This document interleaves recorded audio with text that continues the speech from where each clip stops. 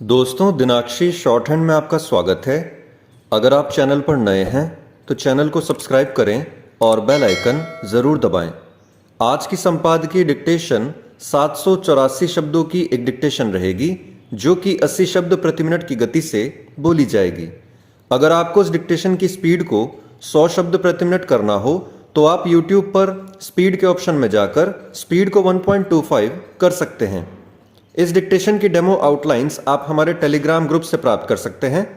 और अगर आपको इस संपूर्ण संपादकीय मैटर की सभी एडवांस आउटलाइंस और वाक्यांश की आवश्यकता है तो आप हमारा editorial special paid batch join कर सकते हैं।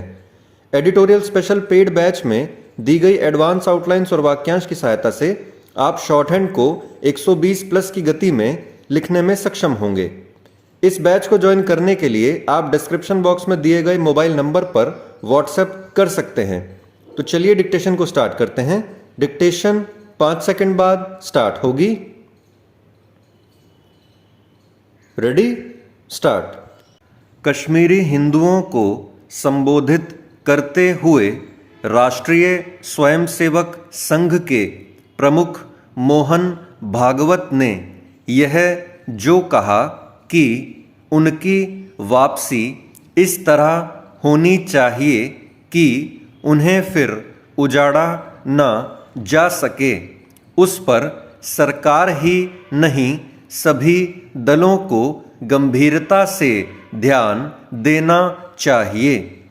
इसलिए देना चाहिए क्योंकि कई विपक्षी दल बहुचर्चित फिल्म द कश्मीर फाइल्स को न केवल खारिज कर रहे हैं बल्कि उसे झूठी फिल्म भी बता रहे हैं। इसी तरह जहां कुछ नेता इस फिल्म को YouTube पर अपलोड करने जैसे बेतुके बयान दे रहे हैं, वहीं कुछ यह दुष्प्रचार करने में जुटे हैं कि यह फिल्म नफरत फैला रही है। कुछ यह भी समझाने में लगे हैं कि सेंसर बोर्ड को तो यह फिल्म पास ही नहीं करनी चाहिए थी। यह महज राजनीतिक शरारत ही नहीं बल्कि कश्मीर से मार भगाए गए लाखों कश्मीरी हिंदुओं के जख्मों पर नमक छिड़कने की कोशिश भी है। इस घोर संवेदनहीनता के पीछे एक उद्देश्य वोट बैंक की राजनीति को साधना है। वास्तव में माहौल खराब करने की कोशिश तो ऐसे ही लोग कर रहे हैं।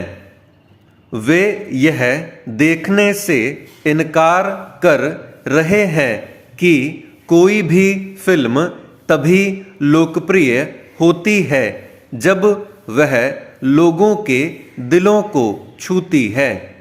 कश्मीरी हिंदुओं की हत्याओं और उनके भयावह उत्पीड़न की सच्ची घटनाओं पर आधारित कश्मीर फाइल्स सफलता के नए मानदंड स्थापित कर रही है।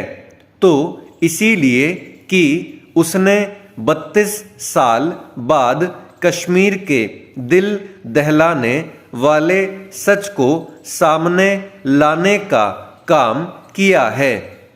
जो लोग भी कश्मीर फाइल्स को वैमनस्य फैलाने वाली बताने की कुचेष्टा कर रहे हैं, उन्हें एक तो यह जानना चाहिए कि यह फिल्म संयुक्त अरब अमीरात में भी रिलीज होने जा रही है, और दूसरे इससे भी कि दुनिया भर में नरसंहारों या फिर समुदाय विशेष के उत्पीड़न पर दर्जनों फिल्में बन चुकी हैं। यह देखना जितना दयनीय है उतना ही लज्जाजनक भी कि जब कश्मीरी हिंदुओं के दर्द को समझने के साथ ऐसा वातावरण बनाने में सहयोग देना चाहिए कि उनकी घाटी में वापसी हो सके। तब या तो सस्ती राजनीति की जा रही है या फिर परस्पर दोषारोपण किया जा रहा है। कोई इस फिल्म की विषय वस्तु से सहमत हो या न हो, लेकिन इस सच से मुंह नहीं मोड़ सकता कि कश्मीरी हिंदुओं पर भीषण अत्याचार हुए। यह समझा जाना चाहिए कि लाखों कश्मीरी हिंदुओं का घाटी से पलायन एक ऐसी त्रासदी है जिसे भूला नहीं जा सकता। वास्तव में आवश्यक केवल यह नहीं कि कश्मीरी हिंदुओं का दमन करने वालों की पहचान तय कर उन्हें दंडित करने के लिए कोई जांच आयोग बने, बल्कि यह भी है कि उनकी घर वापसी के लिए ठोस प्रयास किए जाएं। ये प्रयास तभी सफल होंगे जब उन्हें सभी का सहयोग मिलेगा। चेंज। ग्रामीण विकास के लिए पंचायतें अहम कड़ी मानी जाती हैं। जहां पर पंचायतें सक्रिय रहती हैं, वहां पर विकास भी तेज गति से होता है। अधिकतर सरकारी योजनाएं भी पंचायतों के माध्यम से ही चलाई जाती हैं। सरकार ने पंचायतों को भी कई शक्तियां प्रदान की हैं।